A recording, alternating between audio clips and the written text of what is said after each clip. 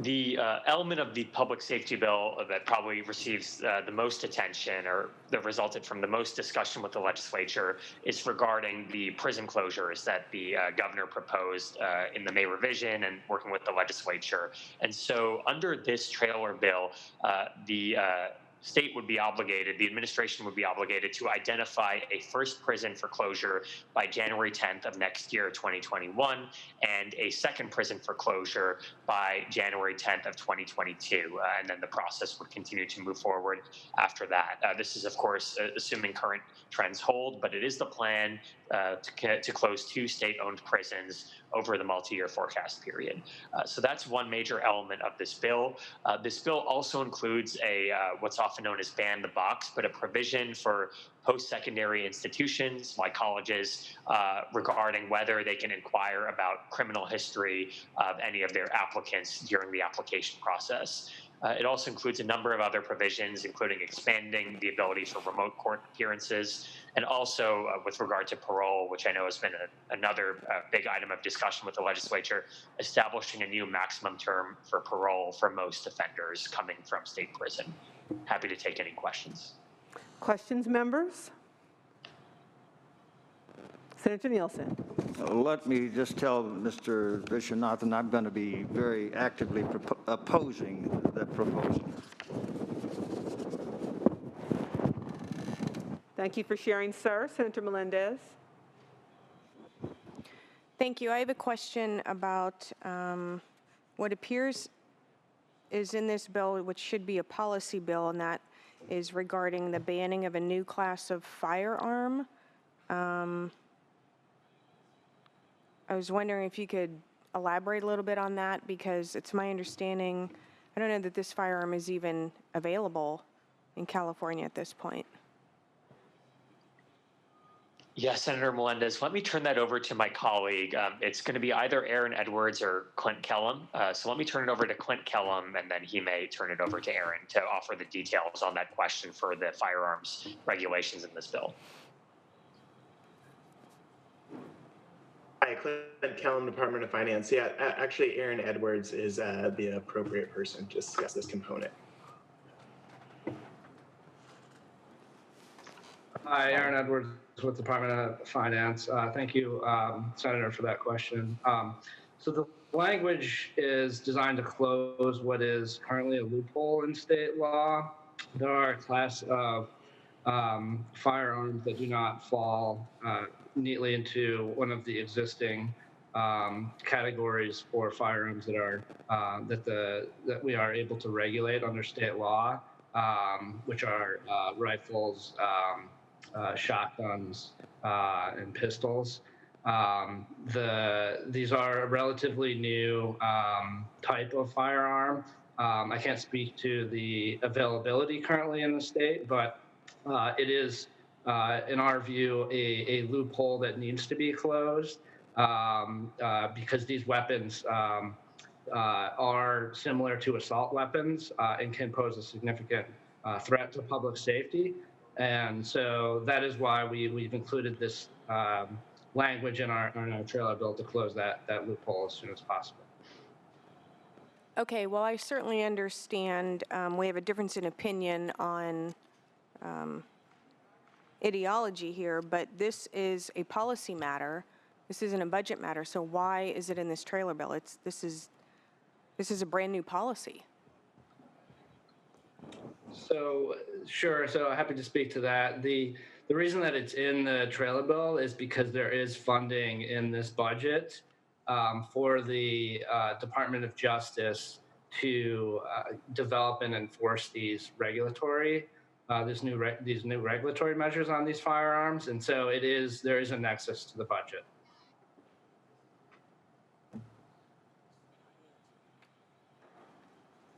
Senator Nielsen, followed by Senator Roth. Madam Chair, I do have to follow up on this. When I found out about this last night, I was very offended and angry. Too often now, major policy is slipped into the budget, and that's exactly what you're trying to do here. I find your reasoning very deficient. even from the standpoint of the arrogance to say, well, this is something that we just want to do, and it's dangerous, and I don't even agree with that. But the point is circumventing the legislative process. This is reprehensible. And my signal to the Department of Finance and the Horseshoe is this is not the way to do business with the legislature. Just because you can get away with it, maybe, and get the votes, it's a great disservice to the people of California who don't know about these games being played in the dark of night. Senator Roth. Thank you, Madam Chair. Finance, I'm not going to give you a lecture about policy and budget bills because having been here 8 years, it seems that if we like the policy, it's okay, and if we don't, it's not. But when the administration does engage in policy initiatives through the budget process in budget committee hearings, I do think it's appropriate to treat it like a policy committee and a policy discussion and provide a little bit more detail on the policy issues. And I have an issue with that coming up a little later in the agenda. But on this particular issue, I'd like someone to explain to me exactly what these weapons are, and referring to them as similar to assault weapons, frankly, doesn't cut it for me. So this is a policy issue. You're asking us to vote on it. Someone step up and tell me what exactly this is, because I tried to figure it out myself the other night. Any takers? Finance.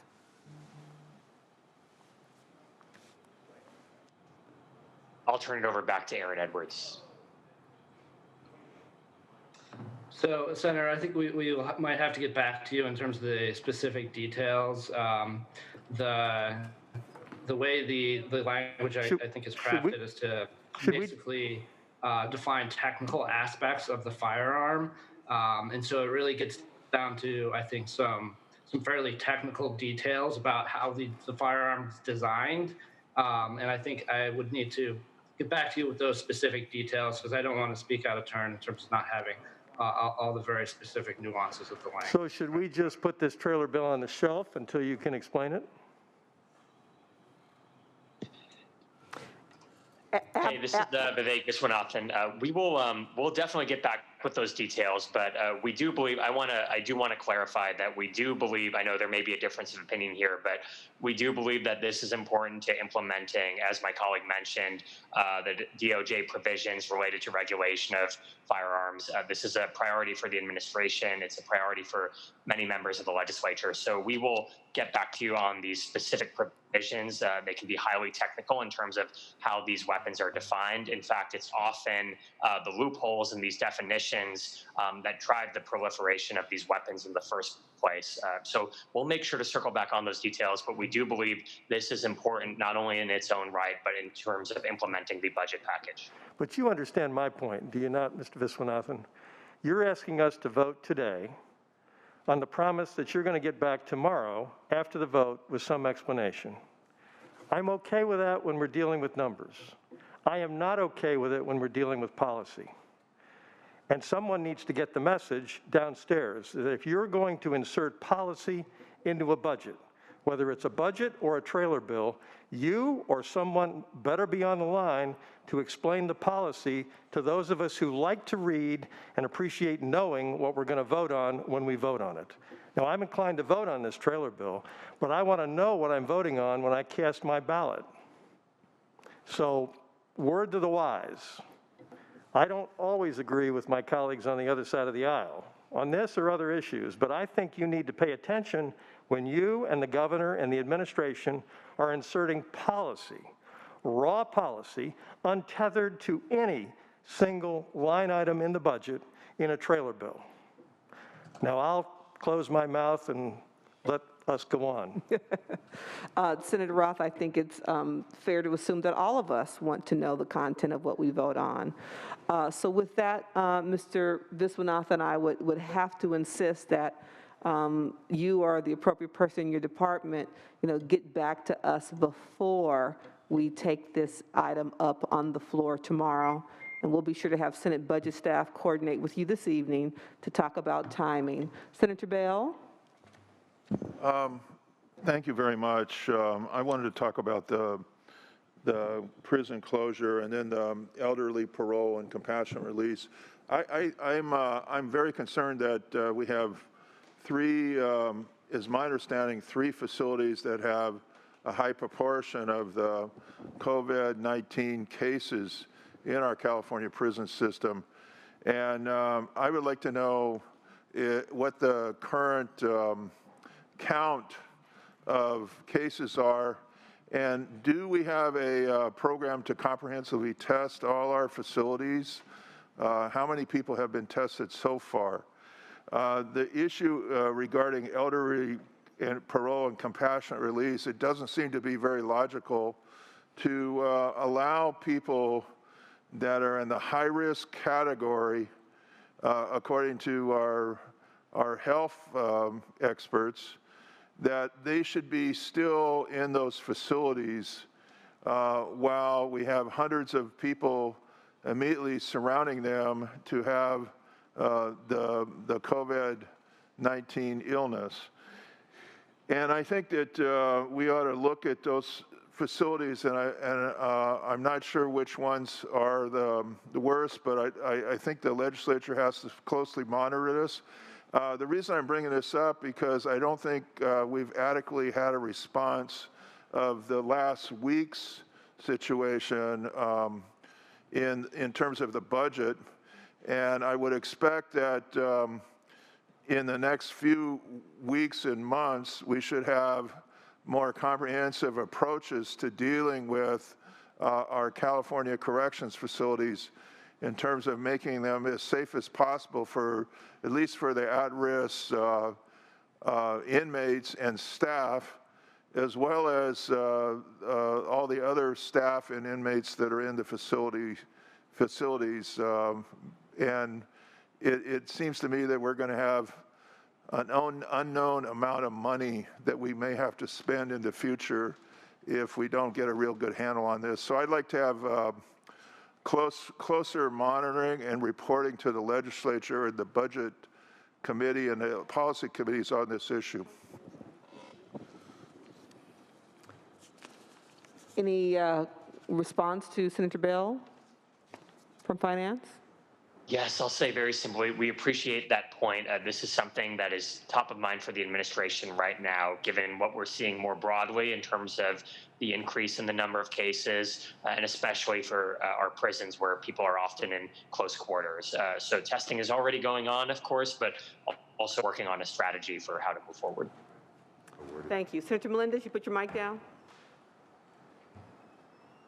Thank you. I just, not to belabor the point, but I just wanted to echo the comments from my colleague from Riverside that, as I stated, this is a policy issue, and I guess the response of saying we'll get back to you, which we've heard several times already during this hearing, I don't think is sufficient. So I wonder if we could get an answer, this entire committee can get an answer before we end this budget hearing tonight. We'll get back to you. I stated that I wanted to make sure that budget staff was going to coordinate with them, and so before the hearing, I'll be able to let you all know when we're going to get a response from them. Let them talk and figure it out, if you don't mind. I'll let you know before tonight's hearing when you can expect an answer. Senator Pan? No, thank you. And thank you, Madam Budget Chair, for insisting that we actually get an answer in a timely manner. You know, I certainly understand my colleague's frustration that at least if we have questions about what's in a bill before us, and while these are trailer bills, these are still bills, that the administration needs to be sure that they have staff who's able to answer our questions about anything that's the content in the bill. Not saying, oh, I don't have the answer, I'm going to, you know, get back to you tomorrow.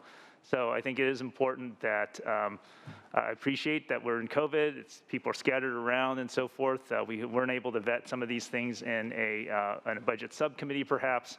But again, I want to thank you, Madam Budget Chair, for insisting that we get the answers to our questions before we have to cast votes on the record. So thank you. Thank you. Senator Morrell? Sorry to beat this horse, but I just want to add on. Don't feel compelled to. Thank you very much. You are more than welcome. Madam Speaker, yeah. As some of my colleagues said, because it's not professional, because I have heard our friend up here 6 or 7 times mention that he's going to get back to us. And so I'm unsure whether he has time to get back to us, but we probably shouldn't do these committees unless he's prepared. Thank you. And so what I have stepped in as committee chair, and I'll say it again so everyone is clear, that before we adjourn tonight's hearing, I will be able to tell this full committee when we will get an answer from the administration. Senator Skinner? Yes, thank you, Madam Chair. So I welcome a more clarifying answer from Department of Finance, but I would like to challenge some of the vitriol that was referenced on the floor so far about the kind of outrage that was really the original speaker, our colleague from the Central Valley, around the dark of night. I would, once we get the full details, I would say that we should also challenge those manufacturers of firearms that manufacture firearms in a specific way to get around California's laws. And in this case, and I will welcome when the Department of Finance provides us, but from my understanding of this, there is a particular gun manufacturer who has manufactured a new weapon, and that weapon was designed to get around California's assault weapon laws. Now, I view this as a conformity to existing policy, not something new in the dead of night, but rather we are trying to keep ahead of manufacturers who are trying to keep ahead of us.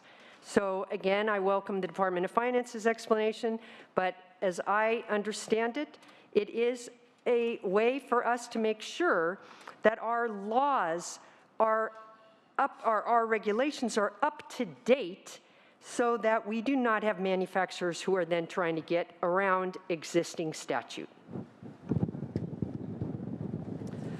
Thank you. Any further questions on this trailer bill?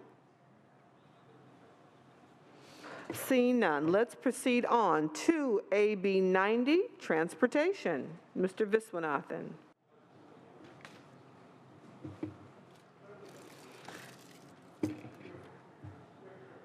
As I committed right before our dinner break, we are going to return to Assembly Bill 88 on public safety.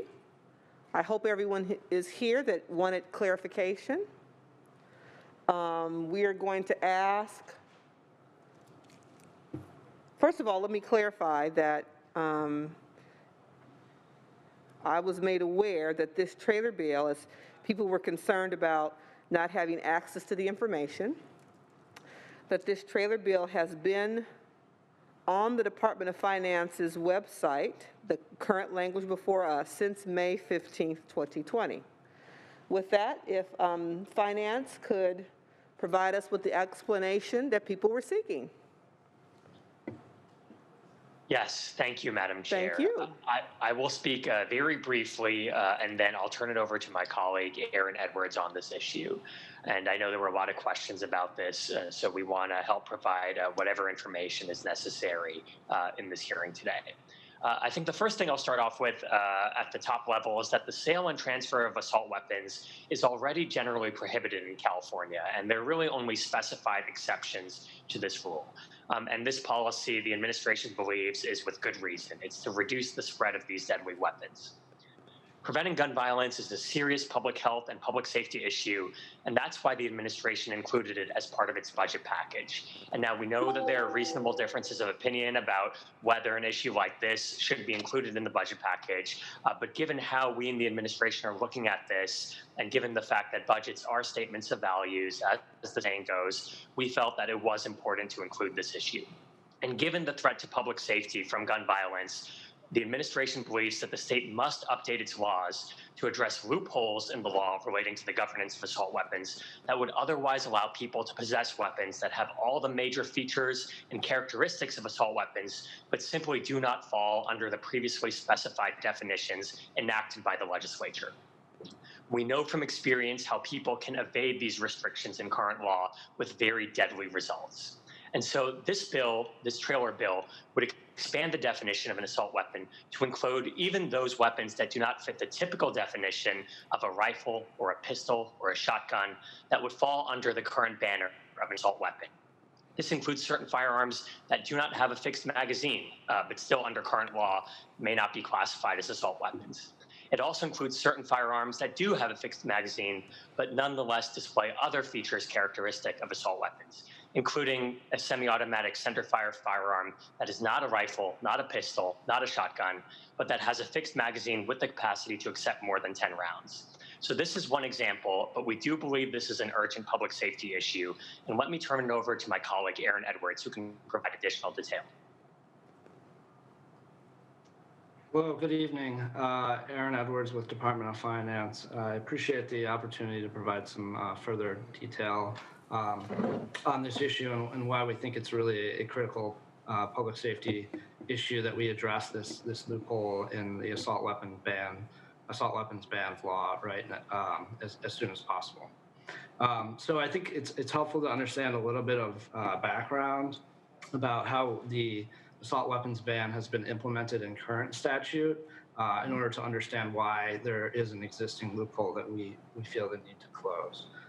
So in Penal Code Section 30510, the legislature has specified a number of weapons that are specifically included under the assault weapons ban.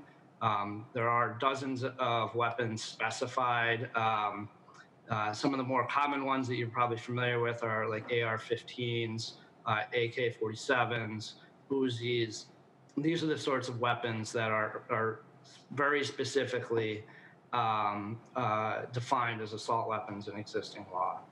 However, that isn't sufficient to ensure that there are no assault weapons being sold in California, because we know that, of course, there are new firearm systems being developed and put onto the market constantly. And so recognizing that, the legislature also attempted to define certain aspects of assault weapons, or certain features that are present in assault weapons, which are also prohibited under the assault weapons ban. So that's in Section 3, Penal Code Section 30515. So some examples there. There are a number, but the key is, in order to fall under the definition of an assault weapon under that penal code section, the firearm needs to be defined either as a pistol, a rifle, or a shotgun, and it has to have some additional attributes. So, for example, a folding or telescoping stock, a grenade launcher, a flash suppressor, a forward pistol grip, a thumb hole stock. I won't read you the entire section, but you get the idea, I think. And so the problem is that there are some manufacturers that have deliberately attempted to undermine our assault weapons ban by specifically designing weapons that do not fall into the category of a rifle, a pistol, or a shotgun, and thus are not affected by the assault weapons ban. And this is what Senator Skinner spoke to earlier. And so there are, as I said, there's a particular manufacturer that has publicly stated that they designed a weapon that is deliberately intended to circumvent the definition of an assault weapon under California law. And I think if you see what this weapon looks like, you would probably agree that it appears to be an assault weapon by a reasonable definition. The weapon in particular is called the Franklin Armory Title I. If you Google that on your phones, I think a picture is worth 1,000 words in terms of representing what sort of weapon we're trying to get at with this additional language. The manufacturer, as I said, has been attempting to sell this weapon in California. And despite the fact that I think it would fall under anyone's reasonable definition of assault weapon, the way they've attempted to circumvent the law is by designing that weapon so it's exactly 16 inches. In current law, a pistol is defined as a weapon that's less than 16 inches, so it's not considered a pistol. And it's not considered a rifle, in part because it has a buffer tube instead of a shoulder rest that sits against the shoulder when it's fired. And so therefore it does not, it's sort of a hybrid. Some people call this a piffle. It's a cross between a rifle and a pistol, but again, not covered by existing law. And so in order to close that loophole, we have presented this trailer bill language, which would both prohibit the sale of that specific weapon, as well as other weapons which manufacturers may attempt to design based on history. We know that this happens to get around our existing statute. And so that is the specific language that you see in the penal code section 30515 that we're proposing. I would also note that we include an exception in there for individuals who have purchased or have obtained in some way these weapons before the implementation of this new definition in order to address Second Amendment concerns. And this is consistent with the way that the initial assault weapons ban was implemented in state law. The reason there's an urgency to do this now is because right now in California, gun dealers are not selling these weapons for the most part because I'm pretty sure that no one is selling it actually because it does not fall into one of those three categories of rifle, pistol, or shotgun. And so in order to avoid liability, those dealers are not selling the weapons. And they have the manufacturer of this particular weapon has now sued the Department of Justice to clarify its systems to make it possible for them to begin selling this weapon in California. And so if that happens, we could see these weapons start to being sold in large numbers. And there again is a sense of urgency because of the need under the Second Amendment consideration to grandfather folks in who already possess these weapons. There is a concern that the longer we wait, the more individuals who may be able to obtain these weapons before the prohibition goes into place. So I think that kind of summarizes where we're coming from in terms of why we think this is really important. We want to make sure that these weapons aren't on the street. We think that they're a public safety threat, and we feel that there is an urgency to act now. So I appreciate the opportunity to provide more clarity on what exactly we're trying to achieve here, and I apologize for not having these additional details earlier. Thank you, Mr. Edwards. Senator Skinner?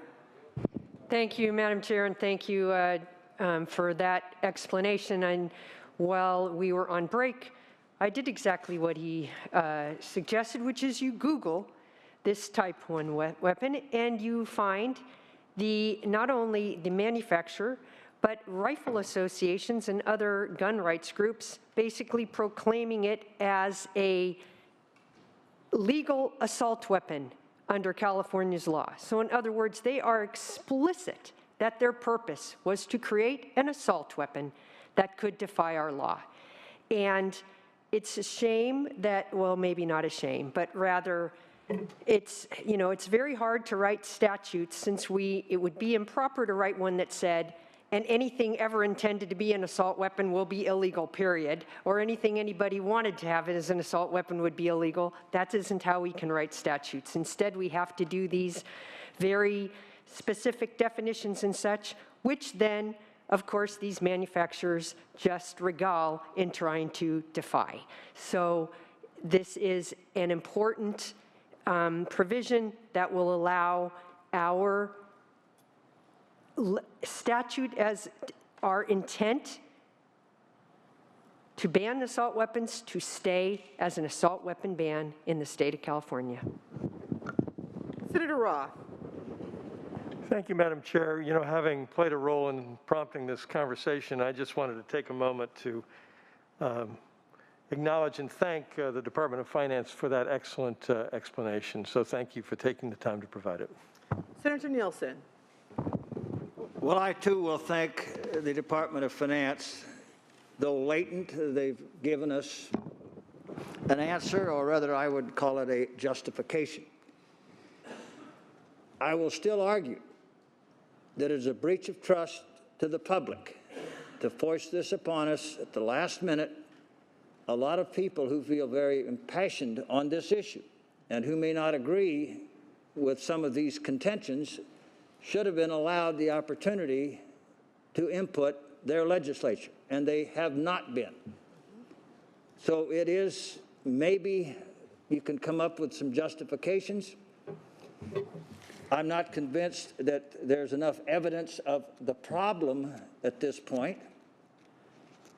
And I'll make another point about an area that this legislature has neglected, as have the administrations.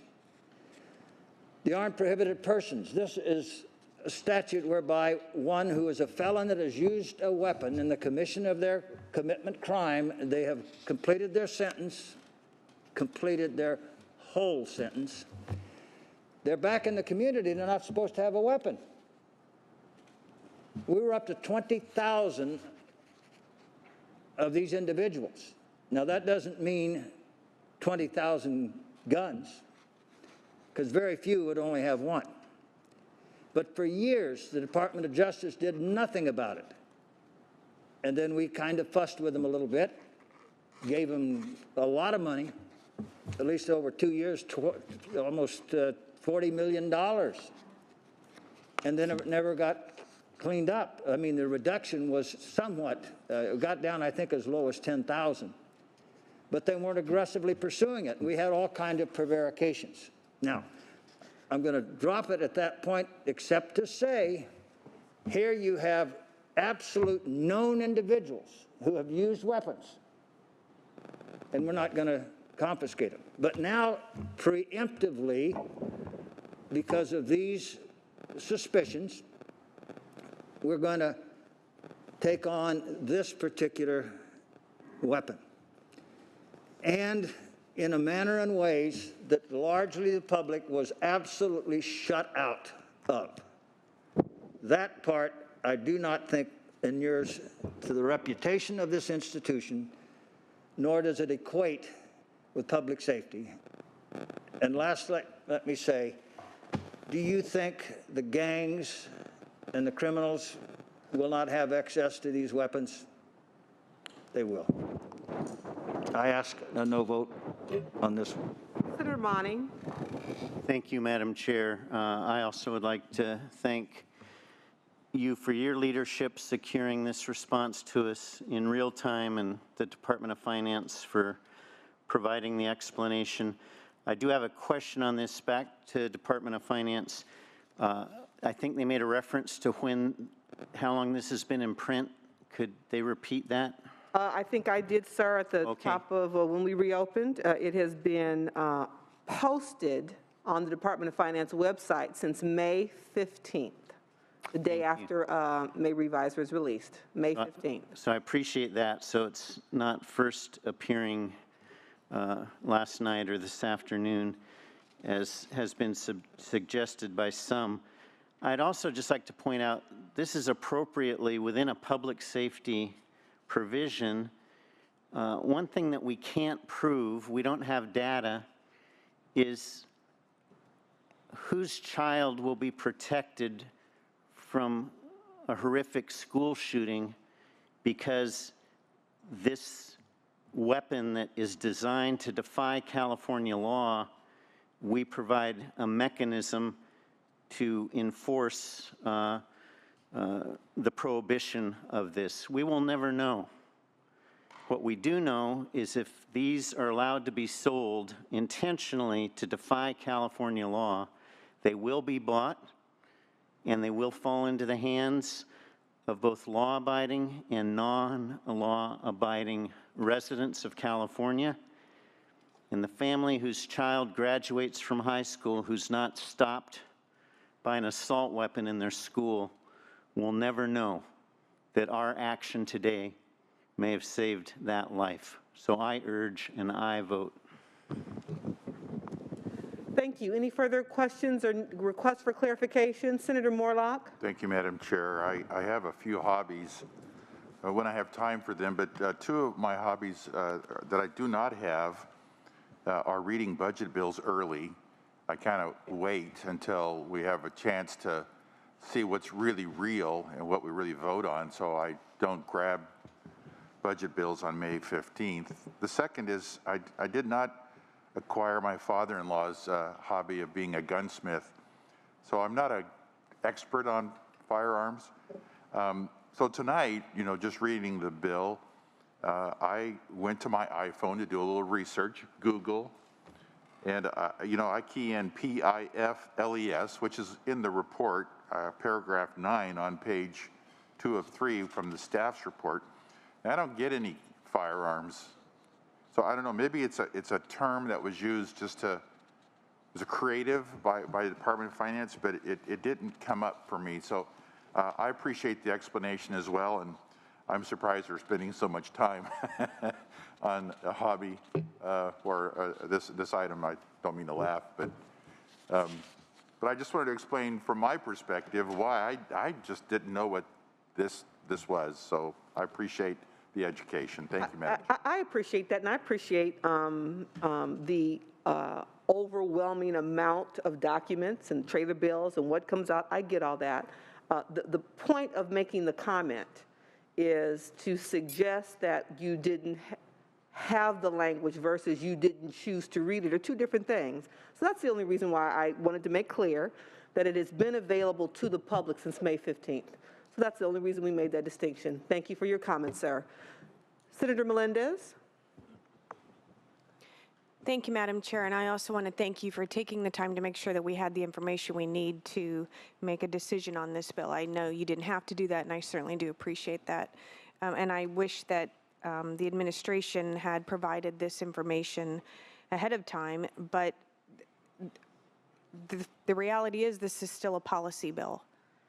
This is not a trailer bill. This is the legislature implementing policy through a budget trailer bill.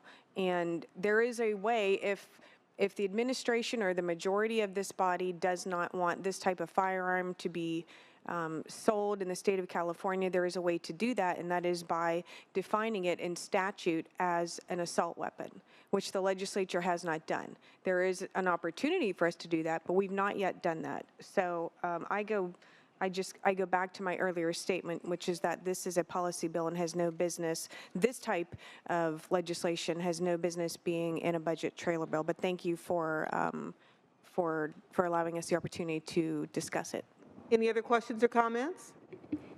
Seeing none, thank you, administration. We're going to move on to AB 94, higher education. Mr. Viswanathan?